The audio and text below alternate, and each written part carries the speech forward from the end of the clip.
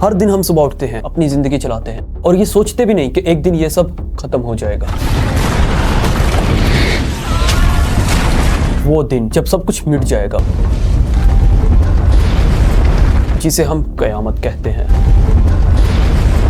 लेकिन क्या आपको पता है कि क़यामत आएगी कैसे? सूरह ज़ुमर की आयत नंबर 68, इस आयत में अल्लाह ताला ने फरमाया, और जब सूर फूंका जाएगा तो जो लोग आसमानों में हैं और जो जमीन में हैं सब बेहोश होकर गिर पड़ेंगे मगर वो जिसको अल्लाह चाहे। लेकिन इससे पहले इमाम महदी,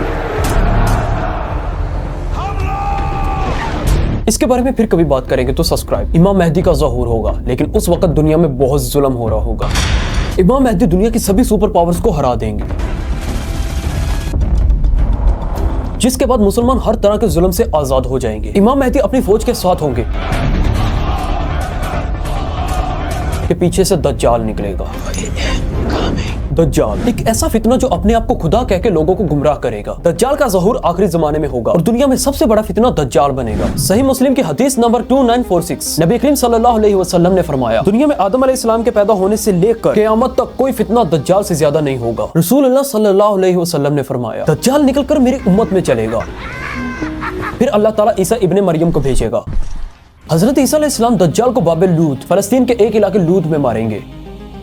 उसके बाद हजरत ईसा अलैहिस्सलाम दुनिया पर हुकूमत करेंगे, जिसके बाद पूरी दुनिया में सिर्फ इंसाफ ही इंसाफ होगा। फिर उसके बाद याजूज माजूज, अल्लाह ताला याजूज और माजूज को दुनिया में छोड़ देगा। लोग अपने कामकाज में मसरूफ होंगे कि अचानक एक तरफ से चीखने की आवाजें आने लगेंगी और आहिस्ता आहिस्ता ये आवाजें तेज होने लगेंगी और लोग डर के मारे कांपने लगेंगे। ये आवाजें आहिस्ता आहिस्ता बढ़ती जाएंगी और लोग उस तरफ देखने लगेंगे। अचानक कुछ ऐसे लोग भागते हुए नजर आएंगे जिनके चेहरे सफेद और बाल छोटे छोटे होंगे। ये कौम बहुत बड़ी होगी जिनका मकसद सिर्फ और सिर्फ होगा तबाही। वो दुनिया की हर चीज को तबाह कर देंगे। वो खाने की कोई चीज नहीं छोड़ेंगे, सबको खा जाएंगे और इवन के समंदर का पानी तक पी जाएंगे। वो दुनिया में बहुत ज्यादा फसाद फैलाएंगे।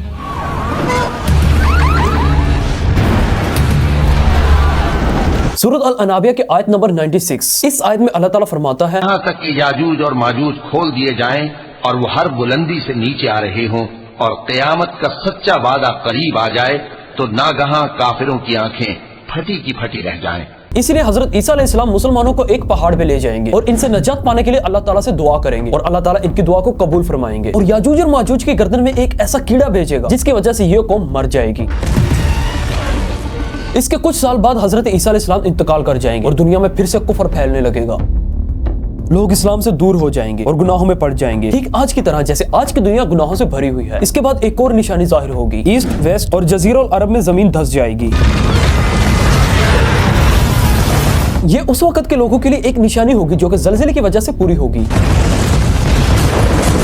और ये निशानी लोगों को दीन की तरफ लाने के लिए होगी। इस निशानी के बाद आसमान से एक धुआं आएगा जो कि काफिरों को तो तकलीफ देगा, लेकिन मुसलमानों को कोई फर्क नहीं पड़ेगा।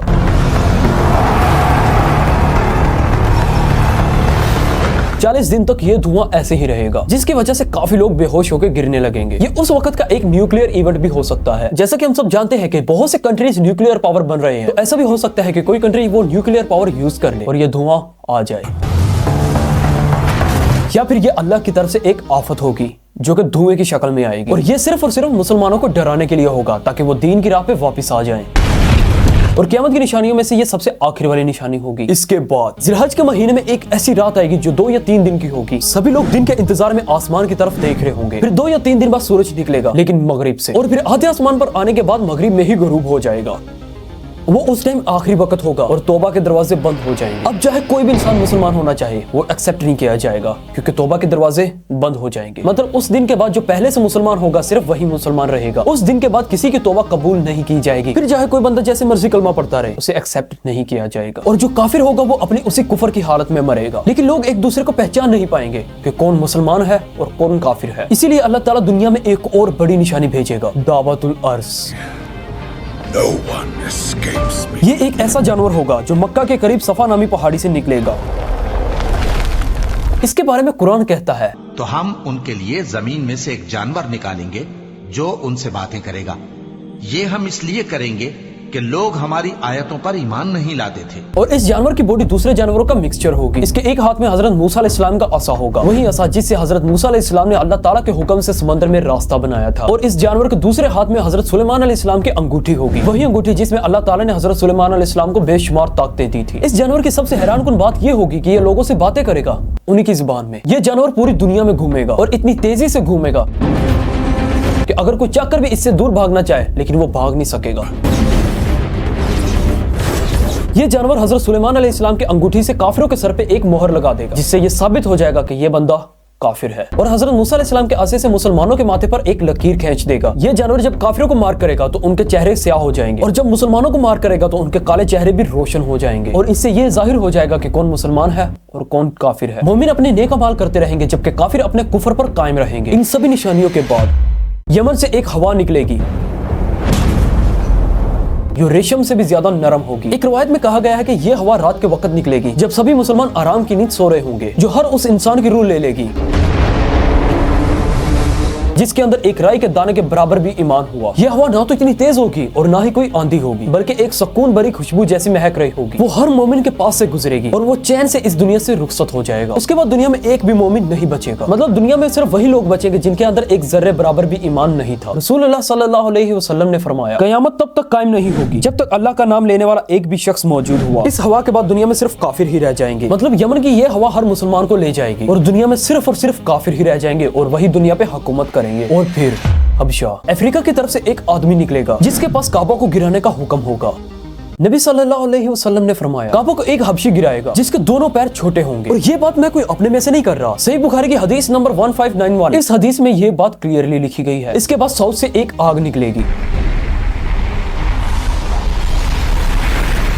ये आग अरब के साउथ एरिया हिजाज यानी आज के सऊदी अरब की तरफ से निकलेगी। नबी सल्लल्लाहु अलैहि वसल्लम ने फरमाया, ये इतनी बड़ी और रोशन होगी कि लोगों के चेहरे रोशन कर देगी और वो लोगों को एक जगह जमा करेगी जहां फिर उनको हिसाब के लिए उठाया जाएगा। कुछ रिवायत में तो ये भी आता है कि ये शाम यानी सीरिया की तरफ लोगों को धकेल देगी। मतलब आखिरी टाइम में सभी इंसान एक ही जगह पे इकट्ठा होंगे। फिर अचानक जुम्मे के दिन मुहर्रम की 10 तारीख को सूरज निकलेगा और फिर हजरत इसराफील अलैहिस्सलाम सूर फूंकेंगे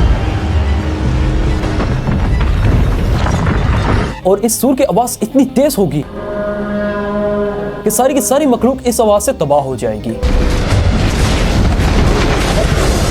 जमीन तबाह हो जाएगी,